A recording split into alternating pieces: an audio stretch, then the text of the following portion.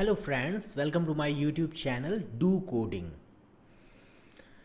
आज हम बात करेंगे पाइथन ऑपरेटर्स की, और पाइथन ऑपरेटर्स में हम बात करेंगे अर्थमेटिक ऑपरेटर की। लेकिन उससे पहले अगर आपको इस तरह का डैशबोर्ड नहीं मिला है, ये मेरा डैशबोर्ड है, इसमें ढेर सारे लैंग्वेजेस आप देख सकते हैं जो कि मैं पढ़ाता हूँ। ये मेरे एक स्टूडेंट का डैशबोर्ड है जिसे मैंने इंग्लिश और हिंदी दोनों ही लैंग्वेजेस में पाइथन के लिए एथोराइज़ किया हुआ है। तो अगर आपको इस तरह का डैशबोर्ड चाहिए फ्री ऑफ कॉस्ट जो कि है, तो आपको मेरे YouTube चैनल पर जाना होगा www.youtube/docoding, और वहाँ पर जाकर आपको यहाँ से how to get free Python course and dashboard, या फिर आप यहाँ क्लिक कर सकते हैं। यहाँ पर आप क्लिक करेंगे, एक गूगल फॉर्म आएगा, आप उसे फिल कर दीजिए। विदिन 24 आवर्स आपको कैनवास से एक मैसेज जाएगा, एक ईमेल जाएगा, दिए हुए ईमेल पर एक ईमेल जाएगा। आप वहाँ से अपना आप इस तरह का डैशबोर्ड फाइंड आउट कर सकते हैं। ठीक है, तो चलिए बात करते हैं पाइथन ऑपरेटर्स की। तो सबसे पहले हम जाएंगे पाइथन बेसिक पाइथन हिंदी में, क्योंकि हिंदी की क्लास है। यहाँ पर हम क्लिक करेंगे और यहाँ आप देख सकते हैं कि ढेर सारे यहाँ पर सिलेबस, यहाँ पर पूरा सिलेबस यहाँ पर अवेलेबल है। इसी तरह से अगर आप स्टूडेंट हैं, और ये स्टूडेंट का जो डैशबोर्ड है, आप हिंदी में जाएंगे तो यहाँ पर ये स्टूडेंट का सारा सिलेबस यहाँ पर अवेलेबल है। ओके, तो हम देखते हैं यहाँ पे ऑपरेटर्स में जाएंगे। ऑपरेटर्स में आपको ये IPYNB internet Python notebook IPYNB file को डाउनलोड करना है। सिंपली यहाँ से आप डाउनलोड कर लीजिए, ये डाउनलोड होगा आपके डाउनलोड सेक्शन में। ओके, तो यहाँ से आपने डाउनलोड कर लिया। अब आपको करना क्या है, तो दो चीज़ें हैं। अगर आपने पाइथन इंस्टॉल नहीं किया है, आपने जुपिटर इंस्टॉल नहीं किया है, सिंपली आप गूगल कोलैब ओपन करेंगे, जो कि सारे ही ईमेल के साथ, अगर आपके पास जीमेल है तो उसके साथ फ्री ऑफ कॉस्ट आपको ये गूगल कोलैब मिलता है। गूगल कोलैब ओपन करेंगे और ये जो फाइल आपने अभी डाउनलोड की है, यहाँ पर जाके अपलोड कर देंगे। अपलोड नोटबुक में जा कर के अपलोड कर देंगे। ठीक है, इस तरह से आप इसे अपलोड कर देंगे, और इसका लुक एंड फील पूरी तरह से जुपिटर की तरह है। और यहाँ पर आपको नोट्स के साथ साथ आप प्रोग्राम भी कर सकते हैं। दैट इज़ द ब्यूटी, यहाँ पर आप नोट्स के साथ साथ प्रोग्राम भी कर सकते हैं। ठीक है, तो ये ऑपरेटर्स है। हम लोग आज बात करेंगे अर्थमेटिक ऑपरेटर।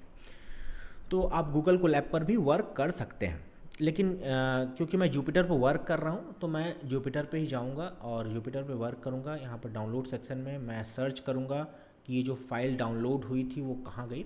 तो इसके पहले मैं इसको थोड़ा सा एक बार रिफ़्रेश करूँगा, और पाइथन नोटबुक 2 मिनट पहले कोई फाइल 1 मिनट एगो, this is the file Python operators. ठीक है, लेकिन उससे पहले आपसे एक रिक्वेस्ट है कि अगर आपको ये वीडियो फ्रूटफुल लगता है, अगर आपको ये वीडियो इन्फॉर्मेटिव लगता है, तो please like, share and subscribe my YouTube channel. Okay, so चलिए बात करते हैं ऑपरेटर्स की। तो जैसे C++ जावा में ऑपरेटर्स होते हैं, वैसे यहाँ पर भी ऑपरेटर्स होते हैं।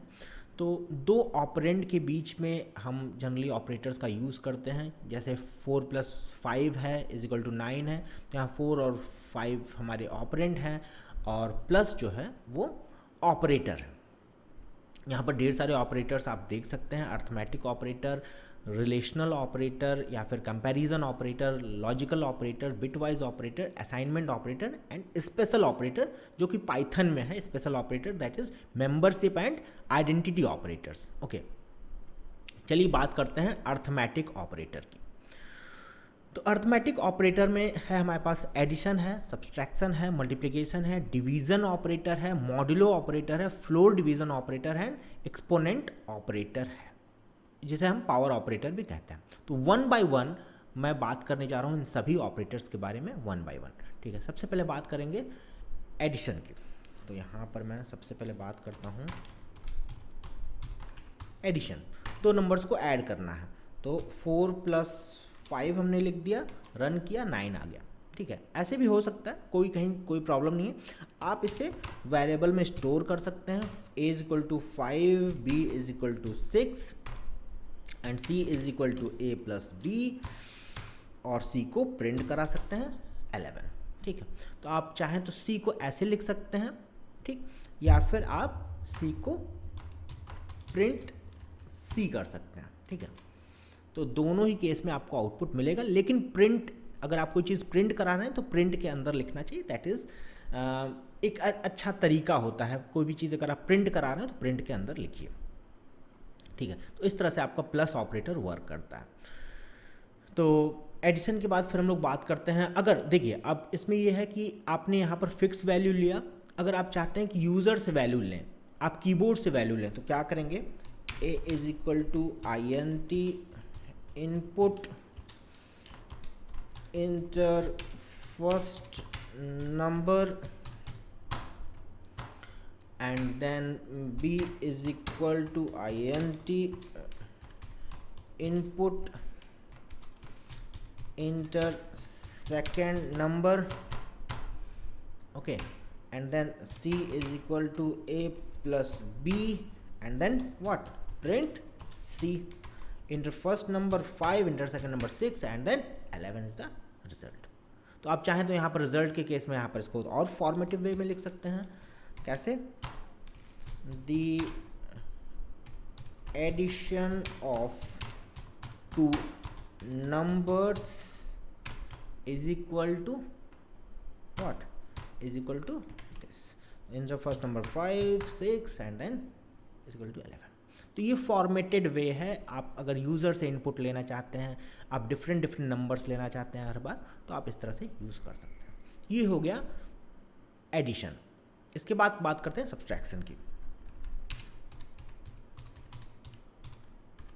सब्सट्रैक्शन, ओके, तो आप सब्सट्रैक्ट ऐसे कर सकते हैं, 5 minus 6 minus 1, okay, there is no problem at all. लेकिन हम दूसरे तरीके से भी लिख सकते हैं, 5b is equal to 6 and then c is equal to a minus b या b माइनस a, जैसे आप लिखना चाहें, print what, print c minus 1। ठीक, आप चाहते हैं यूज़र से इनपुट लेना चाहते हैं, तो इसी को मैं कॉपी पेस्ट कर रहा हूँ जिससे कि आपका समय बचे, और यहाँ पर हम इसको कॉपी पेस्ट करते हैं, यहाँ पर प्लस की जगह माइनस लगाते हैं, okay, put the minus, then subtraction of two numbers,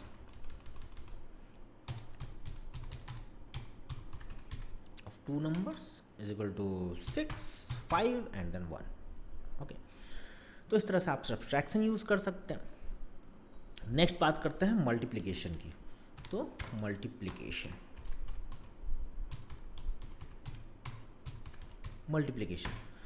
तो 3 into 4 आंसर इज 12, ऐसे भी आप लिख सकते हैं। आप चाहते नहीं, मैं स्टोर करना चाहता हूँ वैल्यूज़ को, a is equal to 4 and then c is equal to a into b। तो ये इंटू जो स्टार है ये मल्टीप्लिकेशन का साइन है, आपने C++ जावा में पढ़ा होगा। And then print what, print c, okay. तो इस तरह से आप आउटपुट फाइंड आउट कर सकते हैं। आप चाहते नहीं यूज़र से हम इनपुट देना चाहते हैं, यूज़र से इनपुट दे दीजिए, ठीक है भाई, कोई दिक्कत नहीं। इनटू यहाँ पर हमने दिया और यहाँ पर लिख दिया multiplication, the multiplication of two numbers, the multiplication of two numbers is this 4 into 5 20, okay. तो कहीं से कोई प्रॉब्लम नहीं है, ठीक है। फिर हम लोग बात करते हैं डिवीज़न की। डिवीज़न तो डिवीज़न आप वैसे भी कर सकते हैं, 3 divided by 4 and then output is 0.75, लेकिन हम इसे किसी वेरिएबल में स्टोर करना चाहते हैं, b is equal to 4 then c is equal to a divided by b and then print what, print c, output 0.75। हम चाहते हैं इससे यूज़र से हमारा जो आउटपुट आए वो यूज़र के थ्रू आए, कीबोर्ड से हम इनपुट लें, कीबोर्ड से इनपुट लें, तो क्या करेंगे, ये कर देंगे और लिख देंगे यहाँ पर division of two numbers, division of two numbers is 0.45 0.8। Okay, तो इस तरह से हम डिवीज़न ऑफ टू नंबर्स हम लोग फाइंड आउट कर सकते हैं। तो आपने देखा multiplication, division and subtraction, addition. अब इन चारों को हम एक साथ लेते हैं। इन चारों को एक साथ कैसे ले सकते हैं देखते हैं। हमने यूज़र से इनपुट करा दिया, ठीक है। सी के अंदर हमने ए प्लस बी ले लिया, और फिर डी के अंदर हम क्या लेंगे, ए माइनस बी लेंगे, फिर ई के अंदर हम लेंगे ए इंटू बी लेंगे, एंड देन एफ के अंदर हम लेंगे क्या, ए डिवाइडेड बाई बी लेंगे, और इन सबको हम प्रिंट करा देंगे। आप चाहे ऐसे प्रिंट करा दें, सी डी ई एफ ऐसे प्रिंट करा सकते हैं। ऐसे प्रिंट कराते हैं, देखते हैं क्या आउटपुट आता है, 5 एंड देन 4 9 1 20 1.25 ऐसे आउटपुट आ रहा है। लेकिन हमें पता नहीं चल रहा है कौन सा मल्टीप्लिकेशन हो रहा है, कहाँ डिवीज़न हो रहा है, कहाँ सब्सट्रैक्शन हो रहा है, कहाँ एडिशन हो रहा है, हमें पता नहीं चल रहा। हम इसको अलग अलग लिख सकते हैं, कहीं से कोई प्रॉब्लम नहीं है। अलग से कैसे लिख सकते हैं भाई, देखिए the addition is equal to, ऐसे लिखते हैं, addition is equal to comma C, फिर comma the subtraction is equal to comma D, the multiplication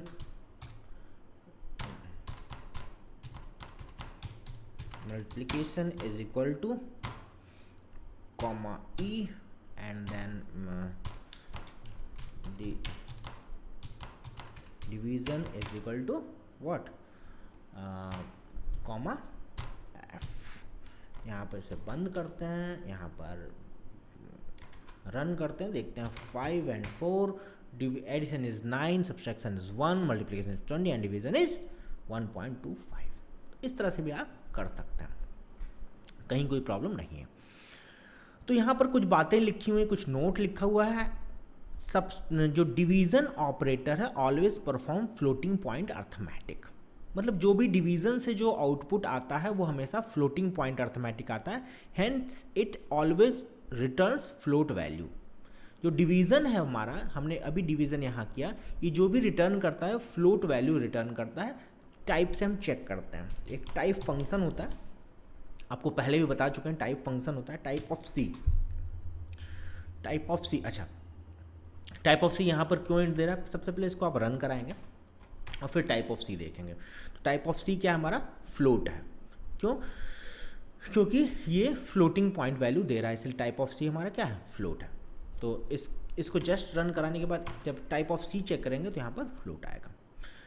इसके पहले टाइप ऑफ सी इंट आ रहा था, क्योंकि हमने यहाँ पर जो एडिशन में सी दिया था और वो इंटीजर था, 9 आया था, इसलिए टाइप ऑफ सी 9 आ रहा था।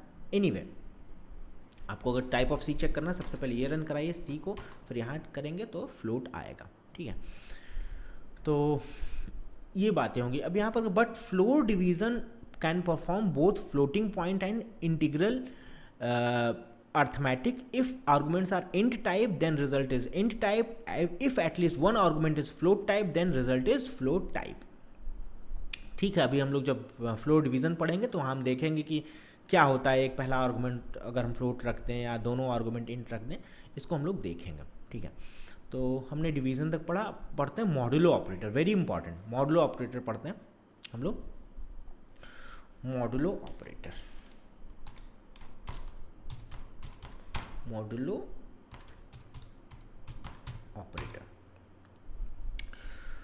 मॉड्यूलो ऑपरेटर का जो साइन होता है वो कुछ इस तरह से होता है, आपने C++ जावा में पढ़ा होगा, ठीक है।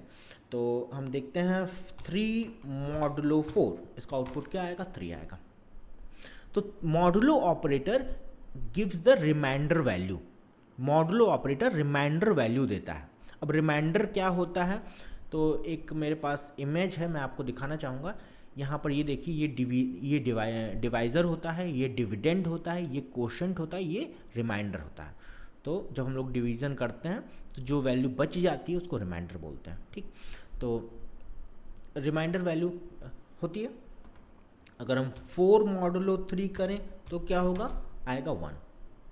अगर हमारे पास जो एग्ज़ाम्पल है यहाँ पे एग्जाम्पल क्या है, 27 मॉडुलो 5 हम करते हैं, 27 मॉडुलो 5 करते हैं, 27 मॉडुलो 5 अगर हम करते हैं तो 2 आएगा। देखिए यहाँ पर आप देखेंगे तो आउटपुट हमारा जो रिमाइंडर आया है वो 2 आया हुआ है, ठीक है। तो इस तरह से हम इसका यूज़ कर सकते हैं। अच्छा, अब तक हम बात कर रहे हैं जितने भी यहाँ पर रिमाइंडर की वैल्यू हैं, चाहे 2 आर्गुमेंट हैं, आप इसे न्यूमरेटर डिनोमिनेटर कहें या 2 आर्गुमेंट कहें, फर्स्ट आर्गुमेंट सेकंड आर्गुमेंट कहें, ये दोनों ही पॉजिटिव वैल्यू हैं। क्या होगा अगर हम एक पॉजिटिव वैल्यू रखें, एक निगेटिव रखें, या दोनों ही निगेटिव रखें, तो आउटपुट क्या आएगा? क्योंकि इस तरह के क्वेश्चन आपसे इंटरव्यूज़ में पूछे जाते हैं, इसलिए इसे पढ़ना बहुत ही ज़रूरी, वेरी इंपॉर्टेंट, पढ़ना बहुत ज़रूरी। हम कहते हैं 4 मॉडुलो 3, यहाँ पर दोनों ही हमारे आर्गुमेंट जो है वो पॉजिटिव हैं। हम कहते हैं -4 मॉडुलो 3, यहाँ पहला आर्गुमेंट निगेटिव है, दूसरा पॉजिटिव है। फिर बात करते हैं -4 मॉडुलो -3, यहाँ दोनों ही निगेटिव हैं। फिर बात करते हैं 4 मॉडुलो -3, यहाँ पर पहला पॉजिटिव है, दूसरा निगेटिव है। तो पहले का आउटपुट तो सबको पता है कि पहले का आउटपुट 1 आएगा, ठीक है। दूसरे का आउटपुट क्या आएगा? दूसरे का आउटपुट 2 आ रहा है। थर्ड का आउटपुट क्या आएगा? थर्ड का आउटपुट -1 आ रहा है। और फोर्थ का आउटपुट क्या आएगा? -2 आ रहा है। ये ऐसा क्यों आ रहा है? What is the reason behind that? ये हमें पढ़ना बहुत ही ज़रूरी है, क्योंकि ये सारे क्वेश्चंस कहीं ना कहीं से आपसे इंटरव्यूज़ में पूछे जाते हैं, ठीक है। तो इसे हम देखते हैं कि आखिर क्यों ऐसा आ रहा है, what is the reason behind that. तो इसके लिए हम लोग यहाँ चलते हैं और देखते हैं कि क्यों ऐसा आ रहा है। उसके लिए हमें एक फार्मूला याद रखना होगा। फार्मूला क्या है? क्योंकि हमें रिमाइंडर, हमने अभी बताया कि मॉडुलो के केस में हम लोग रिमाइंडर फाइंड आउट कर रहे हैं। तो यहाँ पर एक फार्मूला है, R = A - n into floor of n divided by a, ठीक है। इसको हमने बंद किया, इसको बंद किया, ठीक है। तो ये फार्मूला होता है। तो फ्लोर फंक्शन, मैथ्स में आपने कहीं ना कहीं फ्लोर फंक्शन पढ़ा होगा। ये फ्लोर फंक्शन के थ्रू यहाँ पर चीज़ें हो रही हैं। अब यहाँ पर सबसे पहली चीज़ जानना ये बहुत ज़रूरी है कि R क्या है, A क्या है और N क्या है। यहाँ पर हम लोग देख लेते हैं कि R क्या है, A क्या है और N क्या है। जो R है हमारा वो क्या, वो है R इज़ व्हाट, यहाँ पर लिख लेते हैं हम लोग, R = remainder, okay. Then A = dividend, okay. And then N =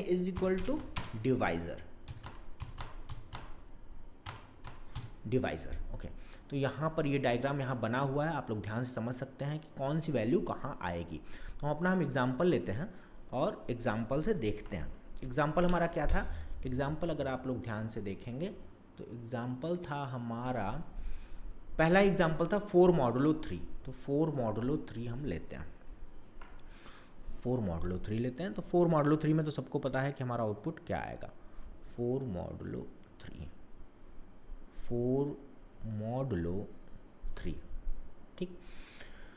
तो 4 हमारा क्या है? वो है डिविडेंड। 4 हमारा डिविडेंड है, मतलब A की वैल्यू यहाँ पर 4 है और N की वैल्यू क्या है? 3 है। हमें R की वैल्यू फाइंड आउट करनी है। तो R = 4 - 3 into floor of 4 divided by 3। तो आप लोग अगर फ्लोर फंक्शन के बारे में जानते होंगे, फ्लोर फंक्शन का साइन मैथमेटिक्स में कुछ ऐसा है, फ्लोर फंक्शन। तो फ्लोर फंक्शन अगर आपको पता होगा, तो फ्लोर फंक्शन क्या करता है? हमेशा फ्लोर वैल्यू बताता है। मतलब अगर आपने फ्लोर के अंदर लिख दिया 1.33 लिख दिया, तो ये क्या होगा? फ्लोर वैल्यू, मतलब छोटी वैल्यू। इसमें से जो ट्रंकेट होकर के जो छोटी वैल्यू आएगी वही ये बताएगा। तो नंबर सिस्टम में आप लोग नंबर लाइन में आप लोग देखते होंगे कि 0 है, 1 है, 2 है, 3, 4 अगर इस तरह से है, और यहाँ -1 है, -2 है, -3 है, तो 1.33 का जो वैल्यू होगा वो 1 आएगा। अच्छा, एक क्वेश्चन यहाँ पर बनता है कि अगर -1.33 हो तो वैल्यू क्या आएगी। तो माइनस के केस में आप देखेंगे -1 से जो छोटी वैल्यू है वो क्या है, -2 है, तो यहाँ पर आउटपुट आएगा -2। तो यहाँ पर आपको ये चीज़ ध्यान में रखनी होगी। लेकिन हमारे इस केस में, इस एग्जांपल में, क्योंकि प्लस वैल्यू आई है, +1.33 आई है, तो इसका आउटपुट 1 ही होगा। 4 - 3 इंटू फ्लोर 4.13, इसको आप करेंगे तो 1.33 आएगा, और फ्लोर के केस में इसका वैल्यू होता है 1, तो 4 - 3 आंसर इज़ 1। तो आप यहाँ देखेंगे आंसर आपका क्या आया है, तो आंसर आप ध्यान से देखेंगे तो आंसर आया है आपका 1 आया है।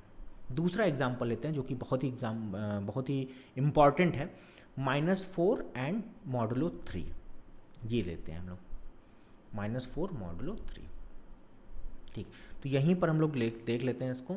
तो यहाँ पर ये 4 की जगह पे -4 हो गया है, और यहाँ माइनस आ गया है, और यहाँ भी माइनस आ गया है, और यहाँ भी माइनस आ गया। तो यहाँ जैसे ही माइनस आया तो -4/3 की जो वैल्यू होगी, -4 डिवाइडेड बाई 3 की वैल्यू होगी -1.33 के लमसम आएगी। तो इसका जो वैल्यू होगा, अब इसका अगर आप फ्लोर निकालेंगे, इसका जब आप फ्लोर फाइंड आउट करेंगे तो आएगा वो -2। तो यहाँ हम लोग लिखने जा रहे हैं -2। ठीक है, जहाँ पर 1 है, जहाँ 1 है इसकी जगह पे हम लिखेंगे क्या, -2। जैसे हमने यहाँ पर -2 लिया, यहाँ पर 3 की जगह क्या आ गया, माइनस, और यहाँ पर -4 था तो यहाँ भी -4 आएगा, यहाँ भी -4 आएगा। अब ये अंदर क्या आएगा, -6। तो क्या होगा, अब ये 1 यहाँ से हटाते हैं हम लोग, यहाँ पर क्या होगा, यहाँ होगा -4 + 6, तो आउटपुट क्या आएगा, 2। और आप देखेंगे ध्यान से तो आपका आंसर आया है वो क्या आया है, 2 आया है। -4 मॉडुलो 3 का जो आंसर आया है वो 2 आया है। एक और एग्जांपल लेते हैं, -4 - 3, दोनों अगर माइनस हो तो क्या होगा, हम कहीं अलग करते हैं इसको। तो a की वैल्यू a = -4 एंड n = -3 है। तो r = -4 - -3 into floor of -4 divided by -3। ठीक है, -4 -3 इंटू सिंपली फ्लोर ऑफ 4/3 की वैल्यू क्या होगी, 1 होगी। ठीक है, -4 -3 -4 + 3 एंड आंसर इज़ -1। तो इसका जो आंसर आएगा वो -1 आएगा। आप यहाँ देखेंगे जो इसका आंसर आया वो -1 आया है ये। ठीक, तो आई होप आप लोगों को समझ में आ गया होगा कि कैसे ये वर्क कर रहा है। अगर आपको नहीं समझ में आया, एक बार आप फिर से वीडियो को रिवाइंड करके देख सकते हैं कि कैसे यहाँ पर वर्क कर रहा है। और फिर भी अगर नहीं समझ में आता तो आप एक बार फ्लोर फंक्शन, मैथमेटिक्स का फ्लोर फंक्शन जरूर पढ़ लीजिए, और स्पेशली नेगेटिव वैल्यूज़ के केस में फ्लोर फंक्शन कैसे बनता है ये जरूर देख लीजिए। ठीक है, चलिए आगे बढ़ते हैं। तो ये कॉन्सेप्ट वेरी इंपॉर्टेंट है, बहुत ही इंपॉर्टेंट है, यहाँ पर ये अक्सर इंटरव्यूज़ में पूछा जाता है। ठीक है, नेक्स्ट बात करते हैं हम लोग, modulo is over, and then बात करते हैं फ्लोर डिवीज़न की बात करते हैं। अच्छा, एक चीज़ मॉडुलो में बताना रह गया है, वो क्या है उसको भी देख लेते हैं। मॉडुलो में एक पॉइंट ये रह गया है, अगर मॉडुलो की वैल्यू, अभी तक हम देख रहे थे 4 मॉडुलो 3 जब हम कर रहे थे आंसर आ रहा 1। अगर हम 3 मॉडुलो 4 करेंगे तो आंसर क्या आ रहा है, 3 मॉडुलो 4 करेंगे, Ctrl+Z, 3 मॉडुलो 4 करेंगे तो हमारा आंसर क्या आएगा, 3 मॉडुलो 4 करते हैं तो आंसर आ रहा 3। तो यहाँ पर एक चीज़ ध्यान रखिएगा कि अगर दोनों आर्गुमेंट में से अगर न्यूमरेटर में मतलब पहला आर्गुमेंट अगर छोटा है दूसरे आर्गुमेंट से तो पहला ही आर्गुमेंट हमारा आउटपुट हो जाता है, ठीक है, वही रिमाइंडर हो जाता है। से फॉर एग्जांपल 16 मॉडुलो 64 अगर हम लेते हैं आता है 64। इसी तरह से अगर हम लेते हैं 6 मॉडुलो 24 आउटपुट क्या आएगा 6 आएगा। इसी तरह से हम लेते हैं 13 मॉडुलो 19 आउटपुट क्या आएगा 13 आएगा। तो अगर छोटी वैल्यू पहला आर्गुमेंट अगर छोटा है दूसरे आर्गुमेंट से तो वही हमारा आउटपुट हो जाता है, दैट्स इट। एक पॉइंट और है इसमें, अगर हम लेते हैं 13.5 मॉडुलो 2 लेते हैं तो आउटपुट हमारा हमेशा फ्लोट में आएगा, हमेशा। अगर एक भी आर्गुमेंट अगर हमारा फ्लोट है, दोनों आर्गुमेंट में से एक भी आर्गुमेंट फ्लोट है तो हमारा आउटपुट फ्लोट में आएगा। देखते हैं अगर हम 13 मॉडुलो 2.5 लेते हैं क्या आउटपुट आएगा 0.5, ठीक। तो इस केस में आप टाइप इसका चेक कर सकते हैं, वैसे देख कर ही लग रहा है कि ये हमारा फ्लोट में है, लेकिन आप इसका टाइप चेक कर सकते हैं। फ्लोट देखिए इसका टाइप हमें से क्या आ रहा है फ्लोट में आ रहा है। तो ये छोटे छोटे पॉइंट्स थे जो कि मॉडुलो में आपने देखा। अब हम लोग बात करेंगे फ्लोर डिवीज़न की। फ्लोर डिवीज़न का जो सिंबल है वो डबल स्लैश इस तरह से फ्लोर डिवीज़न, ठीक है। तो देखते हैं फ्लोर डिवीज़न आखिर होता क्या है। 4 फ्लोर डिवीज़न 2 आउटपुट इज 2। इसका मतलब क्या है, फ्लोर डिवीज़न हमें आउटपुट क्या देता है। अभी आपने जस्ट देखा कि फ्लोर फंक्शन कैसे वर्क कर रहा है, जैसे फ्लोर फंक्शन वर्क कर रहा है वैसे फ्लोर डिवीज़न भी वर्क करेगा। कैसे देखते हैं, -4 फ्लोर फंक्शन 3 आउटपुट क्या आएगा -2। क्यों -2 आ रहा है, क्योंकि जब आप 4 फ्लोर फंक्शन 3 करेंगे तो आउटपुट 1 आ रहा है, ठीक। और यहाँ पर -2 आ रहा है। अभी मैंने आपको जस्ट बताया यहाँ पर कि अगर 1.33 का जो फ्लोर वैल्यू होगा, -1.33 का जो फ्लोर वैल्यू होगा वो -2 आएगा। इसीलिए यहाँ पर -4 फ्लोर डिवीज़न 3 का आउटपुट जो आ रहा है -2 आ रहा है, क्योंकि पूरा यहाँ पर फ्लोर फंक्शन वर्क कर रहा है। जो मैथमेटिक्स का फ्लोर फंक्शन है ये फ्लोर डिवीज़न उसी तरह से वर्क करता है, ठीक। अच्छा चलिए अगर हम लेते हैं और लेते हैं एग्जाम्पल 4 एंड देन -3 आउटपुट क्या आएगा -2, अगेन -2 आएगा आउटपुट, ठीक। और लेते हैं दोनों ही माइनस रखते हैं, -4 -3 1 आएगा, ठीक। तो फ्लोर डिवीज़न इस तरह से वर्क कर रहा है। अगर हम फ्लोर डिवीज़न के केस में अगर हम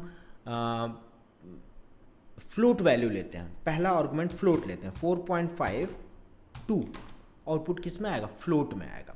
तो अगर एक भी आर्गुमेंट फ्लोट के केस में भी अगर एक भी आर्गुमेंट हमारा फ्लोट है, फ्लोर डिवीज़न के केस में अगर एक भी आर्गुमेंट फ्लोट है तो हमारा आउटपुट फ्लोट में आएगा, ठीक है। तो 4 2.5 आउटपुट इज 1.0। इसका टाइप आप चेक कर सकते हैं, वैसे आपको देख कर ही लग रहा है कि ये फ्लोट में है, लेकिन इसका टाइप चेक कर सकते हैं फ्लोट, ठीक। तो यहाँ पर हमने इसीलिए ऊपर यहाँ पर एक बात लिखी हुई थी, floor division can perform both floating point and integral arithmetic. If arguments are integer type then result is integer type, if at least one argument is float type then result is float type. तो यहाँ पर उसी बात को बताया गया, ठीक है। तो अगेन अगर आपको कहीं से कोई कन्फ्यूजन है आप फ्लोर डिवीज़न देख सकते हैं, मैथमेटिक्स का फ्लोर फंक्शन देख सकते हैं। अब यहाँ पर एक बात बताई जा रही है, नोट में लिखा है we can use plus and multiplication operators for STR type also. STR मतलब string type. If we want to use plus operator for STR type then compulsorily both arguments should be STR, both arguments should be string type, otherwise we will get error। अच्छा देखते हैं भाई, तो दोनों ही पहले plus के case में अगर हम लोग प्लस यूज कर रहे हैं तो दोनों ही स्ट्रिंग टाइप होना चाहिए। चलिए देख लेते हैं, डू प्लस COTING कोडिंग, इसका आउटपुट क्या होगा यहाँ पर इसका आउटपुट क्या होगा बताइए? इसका आउटपुट आएगा एरर। क्यों एरर आएगा? क्योंकि मैंने इसे स्ट्रिंग में लिया ही नहीं। स्ट्रिंग के लिए मैंने आपको क्या बताया था, स्ट्रिंग के केस में हम या तो डबल कोट के अंदर लिखेंगे या तो सिंगल कोट के अंदर लिखेंगे। या तो हम इसे डबल कोट के अंदर लिख सकते हैं या फिर सिंगल कोट के अंदर लिख सकते हैं। अब देखिए आउटपुट आएगा डू कोडिंग। सेम अगर हम लिखते हैं, अपना ही नाम लिखते हैं ASH आशीष, लेकिन किस में? सिंगल कोट में भी लिख सकते हैं, कोई दिक्कत नहीं है, नो प्रॉब्लम। प्लस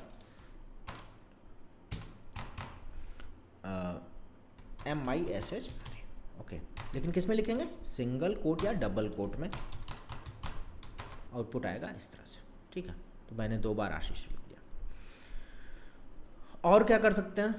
और देखते हैं, क्या हम सिंगल कोट डबल कोट दोनों मिक्स, हाँ कर सकते हैं, कोई दिक्कत नहीं है। Do and then plus CODING, coding. Output is do coding, ठीक। तो प्लस ऑपरेटर का यूज स्ट्रिंग को, 2 स्ट्रिंग को कॉन्कैट करने में हम कर सकते हैं, प्लस ऑपरेटर का। आइए बात करते हैं स्टार ऑपरेटर की। We can use star operator for str type, then compulsorily one argument should be int and other argument should be str type, मतलब स्ट्रिंग टाइप। हम str देखते हैं कैसे यूज कर सकते हैं। 3 into do हम करते हैं, डू। तो स्ट्रिंग को अगर हमें रिपीट करना है, जितने नंबर ऑफ टाइम्स रिपीट करना है, हम उसे इंटीजर में लिखेंगे और फिर वो स्ट्रिंग लिखेंगे, बीच में हम लोग मल्टीप्लिकेशन या स्टार ऑपरेटर लिखेंगे और डू। देख रहे हैं आप कैसे हो रहा है। इसी तरह से अगर हम लोग लिखते हैं, पहले अगर स्ट्रिंग लिख दें तो क्या होगा? डू कोडिंग है ना, डू कोडिंग इंटू 2, तो 2 times do coding, two coding and do coding 2 times आ जाएगा, ठीक है। तो आप कहीं भी स्ट्रिंग को पहले लिख सकते हैं, इंटीजर को बाद में लिख सकते हैं, इंटीजर को पहले लिख सकते हैं, स्ट्रिंग को बाद में लिख, कोई कहीं से कोई प्रॉब्लम नहीं आएगी, ठीक है। तो ये हो गए बेसिक कॉन्सेप्ट अबाउट जितने भी ऑपरेटर्स हमने पढ़े। अब इस पर एक आध एग्जाम्पल देख लेते हैं। एक्सपोनेंट ऑपरेटर अभी रह गया, एक्सपोनेंट ऑपरेटर पढ़ लेते हैं। एक्सपोनेंट ऑपरेटर भी रह गया, ठीक है। तो एक्सपोनेंट ऑपरेटर हम लोग पढ़ते हैं। एक्सपोनेंट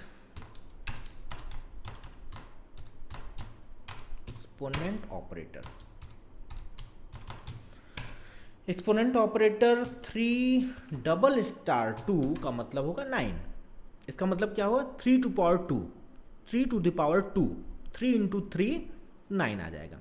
इसी तरह से अगर हम बात करें 2 डबल स्टार 3 8 आएगा, ठीक। आप इसे चाहें तो किसी वेरिएबल में स्टोर कर सकते हैं। a is equal to 2, b is equal to 3 and then c is equal to 2 double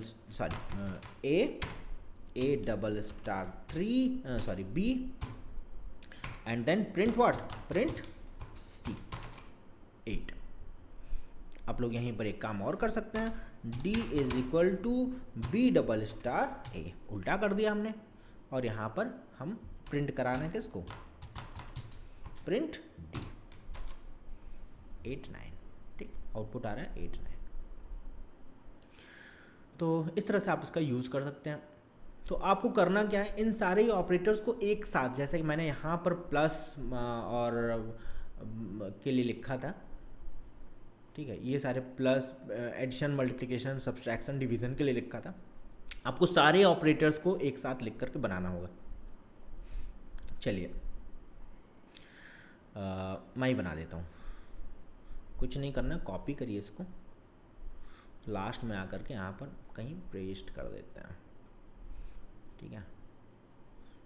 तो इसको पेस्ट करते हैं और यहाँ पर कुछ और ऑपरेटर्स ले लेते हैं। क्या? F g is equal to a modulo b, then h is equal to modulo हो गया, फिर a by b, floor function हो गया, फिर क्या था हमारा?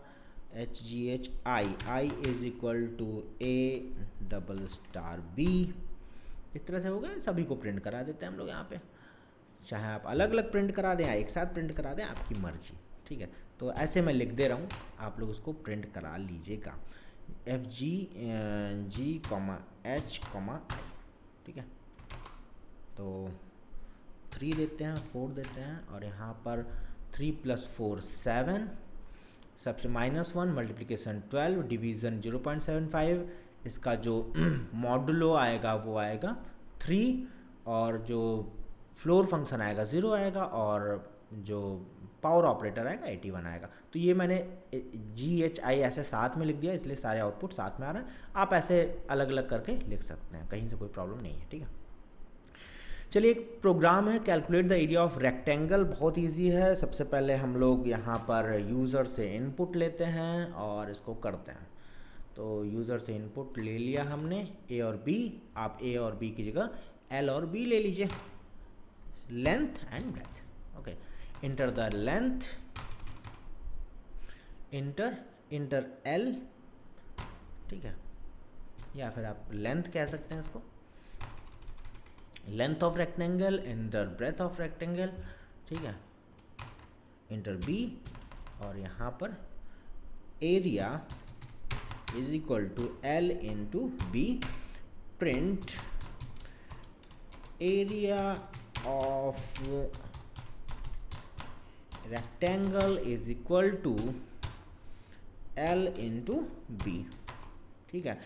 4 and 5 and then कहीं से कोई प्रॉब्लम हुई, ओके, माय बैड, यहाँ पर मुझे एरिया लिखना था, यहाँ पर आ गया क्या L इंटू B, तो आप area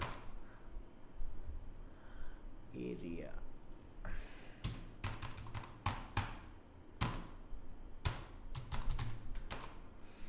4 and 5 and then 20, area of rectangle is equal to 20।